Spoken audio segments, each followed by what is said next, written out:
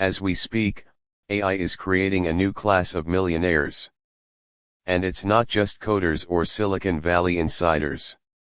It's regular people who know how to think like startup founders.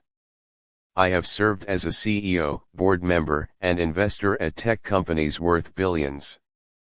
And here's what most people misunderstand. In 2026, becoming a millionaire with AI is not about thinking in straight lines. It's about building loops that let you outearn and outpace everyone else so your wealth can actually compound. But before we dive into these loops, you need to know the world that will create your 7-figure net worth. There is a massive financial shift happening in the market and our brains aren't ready for it. There are two things human brains are never able to grasp. One is exponential growth and second is self-improving systems. Now they're both interconnected, but in 2026 the entire economy will migrate to these two ideas simultaneously. ChatGPT reached 100 million users in 60 days and it was faster than any app in the history of tech. And then came Sora 2, OpenAI's video tool, and it got to 1 million downloads faster than ChatGPT. And it's not just tools. It's happening to AI companies. Startups like Cursor and Perplexity are reaching $0 million in revenue in 12 to 18 months. The world we live in is all about fast feedback loops and they're showing up everywhere. In coding, in capital, in career, in companies. This is how the best builders are thinking in 2026. Not in sequential timelines, but in self-reinforcing loops. The winners in 2026 will be the ones building the fastest feedback loops. Here's loop number 1, the balance loop. Running any AI business in 2026 that can generate millions for you is not about work-life balance. It's about balancing on a tightrope between two opposite forces. Your asymmetric advantage and your customer's acute pain. Let's look at the first force. I know an investment banker who spent 20 years and he closed more than 100 deals. Last year he was laid off AI. So he raised a little capital, told his network he was looking to buy businesses and then evaluated hundreds of businesses really quickly and found a small company in a very narrow niche, insurance claims processing. He bought that company, infused AI into every workflow and processes, and the company took off. Now, doing the due diligence and picking the right business model was his asymmetric advantage. What's yours? Maybe you experience some customer problem firsthand. Or you spend a decade in a legacy system or process that most people won't understand. That would be your asymmetric advantage. However, here's the second opposing force. The acute pain felt by your customers. Ask yourself, what specific frustration can I fix that's urgent, that's frequent, and that's painful? Don't chase billion-dollar markets. Fix 1,000 frustrations that happen a million times. Now, here is the continuous balancing act that you have to do. If you focus on your strength, but your product or service is not serving as a painkiller, you get a clever product that nobody urgently needs or pays for, and you will slip up the tightrope. On the other hand, if you chase the most acute pain, but if you don't really have a real advantage versus other startups or incumbents, then you're in a brutal market where you have no edge. You'll be commoditized and you'll trip off that tightrope once again. So, your advantage and their pain define the forces you have to balance.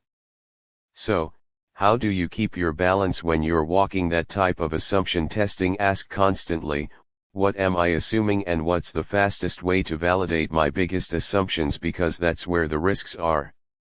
Every idea is an untested belief. But today with AI, you can test in hours instead of months. And that's why this balancing act becomes a constant loop. You lean to your right a little bit, then you have to lean to your left a little bit. But as long as you staying on the tightrope, life is good. Asymmetric advantage, acute pain, assumption testing, balance loop activated. That's how you go from interesting to indispensable. This is where your money curve also starts bending upwards. You're not a generic Mito company, right? You have your own lane. So, the key action item for you is to try this. Step 1, write down your asymmetric advantages. Step 2, list 3 candidate pains that fit your customer profile. Step 3, uncover your assumptions and start testing quickly with AI. All the information, all the intelligence you need is right there at your fingertips. You've got to know where to look. Loop number 2, the speed to revenue loop. Cursor is a platform that lets developers code with AI. They went from 0 to 100 million in the first 18 months and then 100 to 500 million a year later. Fastest growth in enterprise software history ever. Millions of programmers now use it daily. Even OpenAI uses Cursor to build its own software. So how did Cursor grow so fast in the midst of such a terrible red ocean full of sharks? They focused on one thing: speed. Cursor ships new features every single day. In the old world, that would be a suicide. That would be seen as reckless. Software features were bunched up in a big fat release every 6 to 9 months. But Cursor does not have 6 to 9 months. They have to build in public, learn in real time, fix fast, stay ahead of the curve. That's the loop. But there is a deeper layer there too. They are dogfooding their own AI. So the employees at Cursor use Cursor to build Cursor. I think that's genius. So basically that's how you chase a moving target without crashing into it. Now here's why this matters to you as you think about your product market fit in 2026. Keep your eyes out not just for your biggest competitors but also on the AI foundation models themselves. Because when ChatGPT 6 or Gemini 4 drops, it's possible that your product's value could evaporate overnight. And that's why the old ideas of building a neat quarterly roadmap is completely dead. If you're building an AI software startup, you can't plan 18 months ahead when AI shifts underneath your feet every week. The idea of product market fit is not a destination. It's a moving target. You chase it daily. Follow the loop. Launch, learn, level up. Launch, learn, level up. Keep repeating. The more you learn, the more you earn. Loop number 3, signal to innovation loop. This is how you stay alive when everything keeps getting copied. Let me give you 2 stories. One company that is obsessed with signals to learn about customers and one that mostly thought it knew everything about customers. Let's talk about YouTube first. On the surface, YouTube is where we go for education, for entertainment. We watch videos. But beneath the video delivery system, YouTube is a deep AI platform with unparalleled data and thousands of AI and machine learning algorithms working in the background. Every single thing you see on that browse screen is an experiment. It's a test.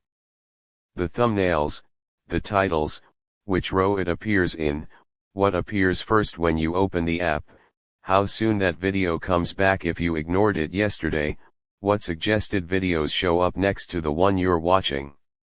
None of that is random. None of it is a coincidence. It's not like the YouTube CEO and the content team get together every day and ask, what content do we think people will like? We'll deliver that. They don't do that. They ask, how can I learn from what viewers are actually doing every day, every second? All of those micro behaviors roll back into the AI system. And YouTube uses it to improve recommendations and increase watch time, which in turn creates more data, which helps the AI models to learn more faster. That allows them to produce better recommendations. So, we watch more and ask the loop. The more you use it, the more you will use it. Now, The contrast. Quibi. Quibi was a short-form mobile video app. It was launched sometime in 2020. It was backed by big Hollywood names like Jeffrey Katzenberg. Me Whitman was involved and they raised about $1.75 billion. Then roughly 6 months after launch, they shut down. His entire library was sold to Roku later for under $0 million. That's over $1.5 billion down the drain. Now on paper, they had everything. Stars, budget, hype, great leadership. What they did not really have was a tight signal loop. They launched with a big fixed idea of how people should watch. Short episodes, phone only, paid subscription. So far so good. But then they spent most of their energy defending that idea instead of obsessively listening to what the data was saying. Downloads spiked up front, but then everything stalled. Trial users opened the app once or twice and then disappeared. No learning loops. The point is that YouTube and Quibi were both chasing the same idea. 10-minute videos on your phone. And both had money, both had talent. The difference is that one treated user behavior as the single source of innovation and the other did not. One was built like an AI company. The other was built like a media company in 2026. That is your real shield. Not just a clever feature in your product or a slightly better model, but how quickly you notice reality changing and how quickly you adjust to it. Your product can be cloned. Your landing page can be copied. Your business model can be ripped off in an afternoon. But if you're addicted to a strong signal loop and learning from what your users are actually doing, it will change the speed of your innovation. And that is hard to copy. Ask yourself 3 questions, simple questions. Where are my signals coming from? How often do I look at them? And what signal loops am I building? Your user feedback is your best R&D lab. Loop number 4, the sweat equity loop. There is a popular myth, a piece of advice that a lot of new founders get from board members and VCs. They hear stuff like, oh, hire the best people and get out of their way. And I shake my head in disbelief every time I hear it. Because in 2026, if you are an AI native founder, this advice will be completely fatal for you because your job is not to delegate and disappear, especially when you're in a startup phase. Your job is to sweat every single detail because an AI product is not like a static piece of software or service that you can build and ship out and wash your hands until the next release that comes 9 months later. That is the life of a founder. But this is the loop that quietly turns your sweat equity into actual net worth. This is why you have to have the deepest conviction in what you're building. That will give you the obsessive grit that you need to stay in the game, stay in the trenches, and see it through when the rest of the 99% would quit. All that unseen work, the late nights, the quiet persistence, that's your foundation. The world may never see it, but it's at the root of everything you do, and it's the only thing that holds steady when the storm hits. And you're going to say, okay, but what if after all that obsessive work, you stumble and fall? That's alright, because falling is not failing. Let me share a quote that my spiritual master used to tell me. The whole forest lives in a single leaf. Every leaf must fall someday. And when it falls, it doesn't fail. It feeds the soil and gives birth to something entirely new. The forest lives in that leap. So if you fall, you will still give birth to something even more valuable, wisdom. And if you zoom out and think about it, wealth without wisdom won't last anyway. So the real question is who you are becoming as you run these loops, because what you end up leaving behind may become someone else's beginning. And that's the most mysterious and valuable loop of all. If you like this video, here's another one I think you'll enjoy. Thank you and I love.